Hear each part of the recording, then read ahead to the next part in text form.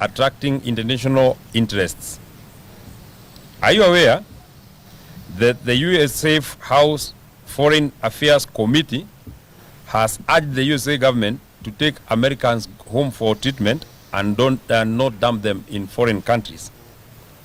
We join the people of Kenya, the health professionals, in saying no to this Ebola facility in Nanyuki or elsewhere within the territory of the Republic of Kenya. Kenyans' interest must come first, Mr. President. On the second issue, like all other Kenyans, we are greatly alarmed by the targeted, well-oiled ethnic profiling of the people of the Mount Kenya community. This leaves us with no choice but to tell the people that they are under siege from the man they voted for as president, Mr. William Ruto. Apart from denying them development, maiming and killing their children, issuing shoot-to-kill orders, the president has now orchestrated a 41 versus 1 narrative to sever the people of the Mount Kenya region. In particular, the Kikuyu, Embu, Meru, and Tharaka communities. From the outset, we want it to be publicly known that any violence, destruction of property, and loss of life in Mount Kenya region is state-sponsored. The chief financier of this scheme is the Cabinet Secretary for Interior, Mr. Kipchumba Murkomen, and the PS for Interior, Mr. Raymond Omolo, while the executor is one Mr. Moses Kuria.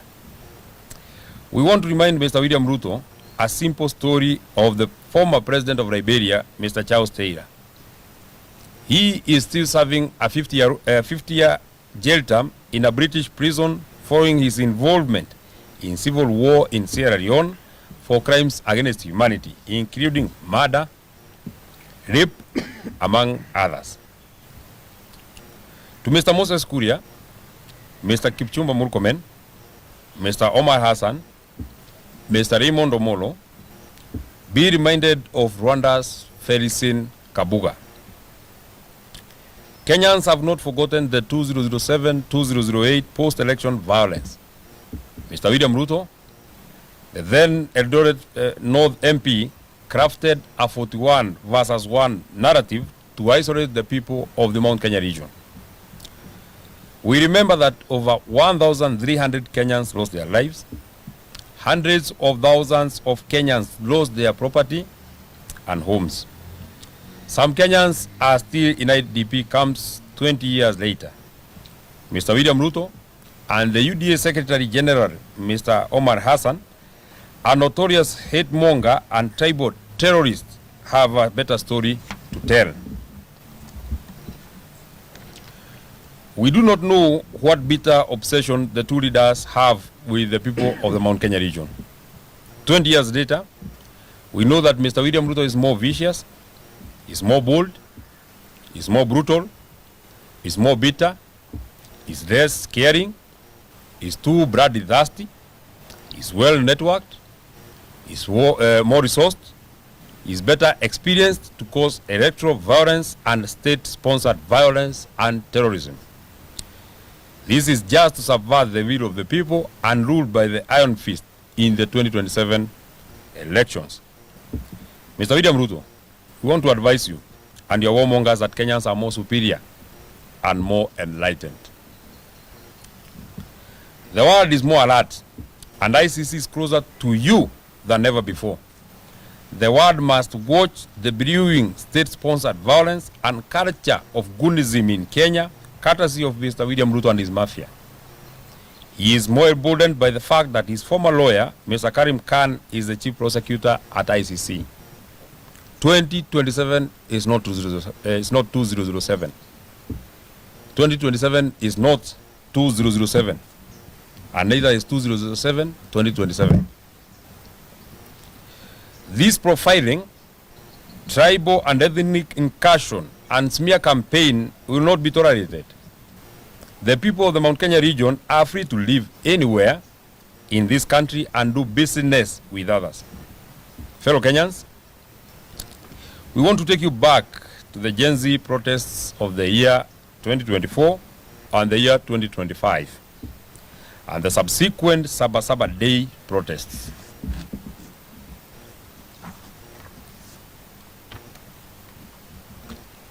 Hundreds of our young people were killed by this regime. We have buried some and others have never been seen. We have not forgotten.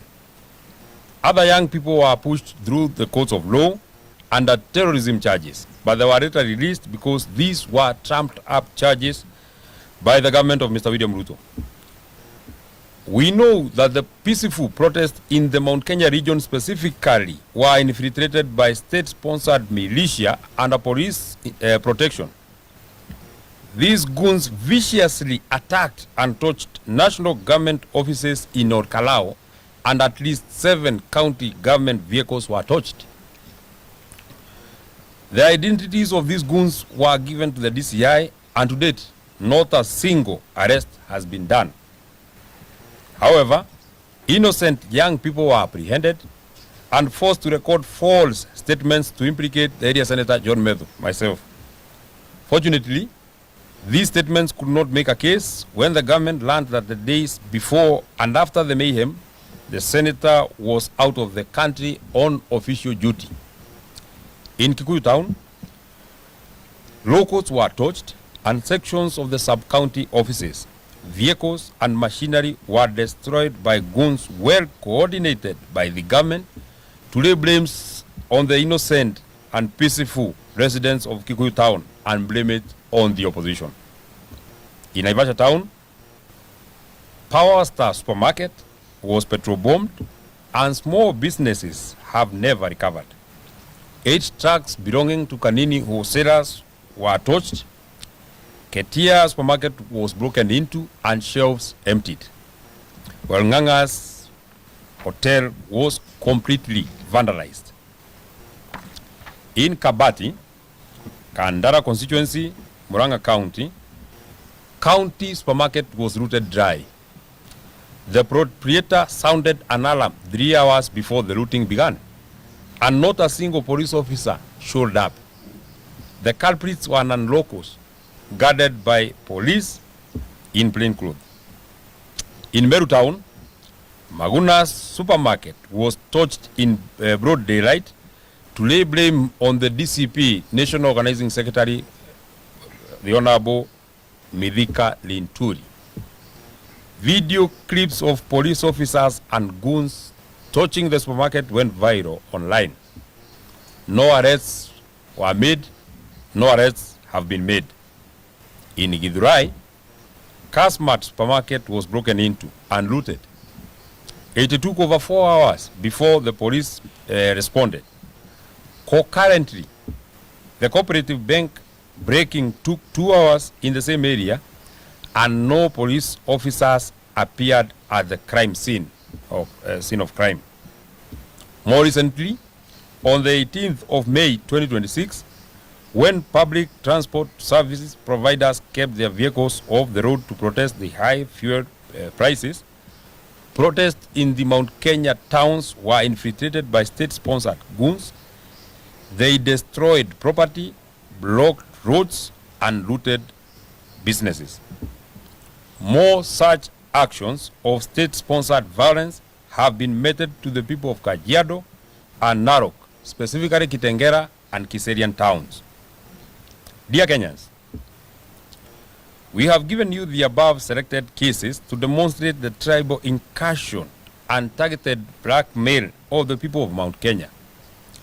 2 weeks ago, at State House, Mombasa, Mr. William Ruto and Mr. Kithure Kindiki and UDA allied MPs of the Mount Kenya community within prompted Mr. Omar Hassan, the venomous UDA Secretary General, and Mr. Amason Kingi, the Speaker of the Senate, to a tribal offensive against the people of the Mount Kenya region. The script was well executed. They were later backed by the National Treasury Cabinet Secretary John Bandi and the Senate Majority Leader Aaron Cheruiyot. Mr. Omar Hassan has clearly told the people of Mount Kenya that they will never be anywhere near power. He called the people of Mount Kenya all manner of names. All this was in front of the president and his deputy, who were nodding happily.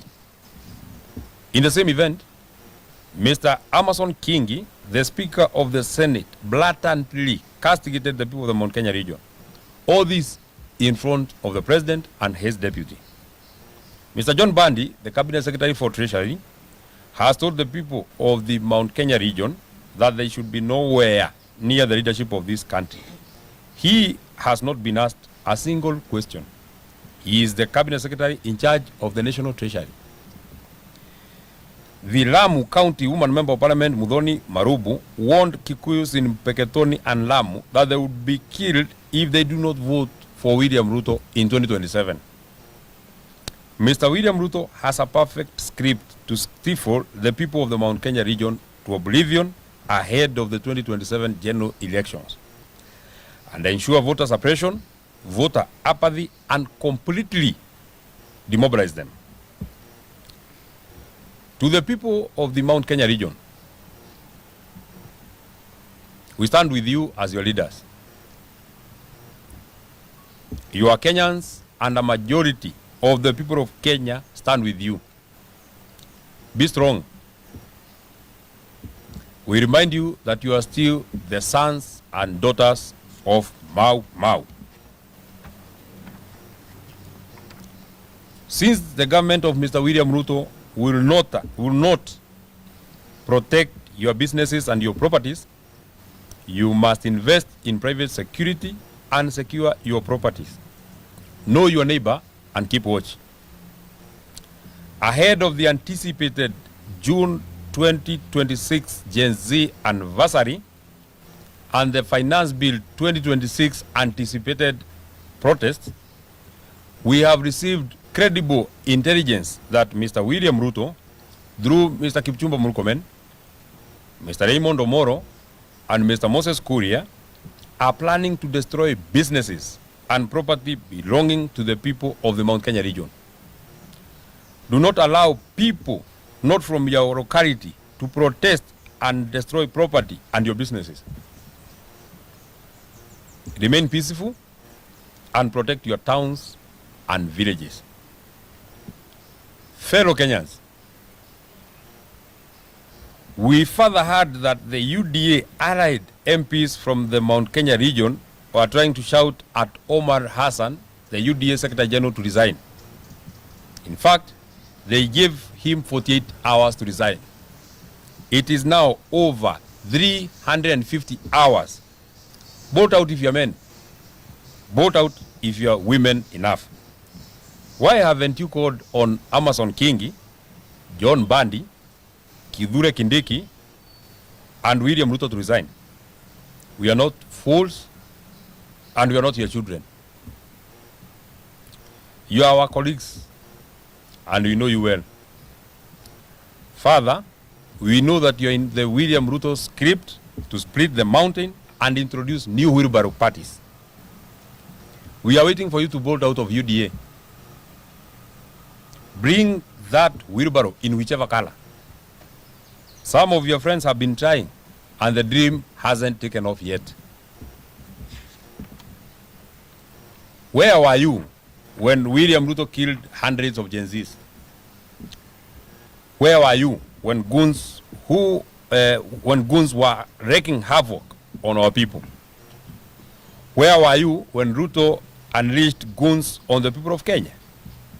Where were you when Gikomba Market, Wakulima traders, Githurai and Roysambu traders were being harassed by Mr. William Ruto? Where were you when night demolitions were being carried out by Mr. William Ruto on the said markets? Where were you when children and women were attacked in churches in Wetima, Kariombangi, and Mweki? Had you lost your senses and you have found them now? Fellow Kenyans,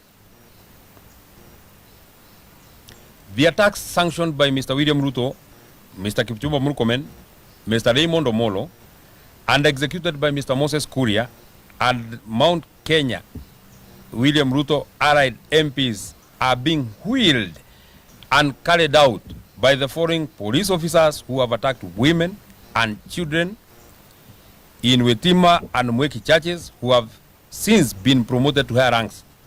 We have them in their names. We also have their service numbers. The team leader for the Nairobi Sierra Group is Mr. Major Nicholas Mwachovi. The other members of the group are Corporal John Maina, Corporal Vincent Maronga, Peter Matu, Owen Kagia, David Uchieng, Eric Obiero, Jeff Mutweri, Jackson Kioko, Kefa Okuoyo. Finally, we want to urge the people of Kenya to remain vigilant. Your life is in your hands. Do not expect William Ruto to take care of your security when he cannot even secure himself. His mind is full of violence. That is the end of our statement. Thank you very much. Asanteni sana. It is very comprehensive. You need not to ask questions. Asanteni sana.